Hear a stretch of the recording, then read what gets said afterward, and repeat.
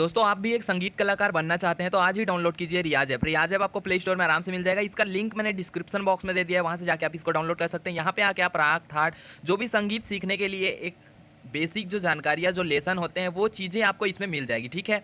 और इसको अगर आप परचेस करते हैं फ्यूचर के लिए, अगर आप स्पेशल कोर्सेस लेते हैं तो यहाँ पे जाइए गेट प्रीमियम में, देखिए यहाँ पे गेट प्रीमियम में जाइए और यहाँ पे आई है कूपन कोड पे टच करके यहाँ पे हमारे चैनल का कूपन कोड डाल दीजिए रियाज KD10, तो आप सबमिट कर देंगे तो 10% का आपको डिस्काउंट हो जाएगा। तो ये ऐप में बिल्कुल फ्री ही आप बहुत कुछ सीख सकते हैं। तो जाइए और डिस्क्रिप्शन बॉक्स में इसका लिंक मैंने दे दिया है, वहाँ से जाके इसको डाउनलोड कीजिए और सीखिए संगीत बहुत ही सरल तरीके से घर बैठे।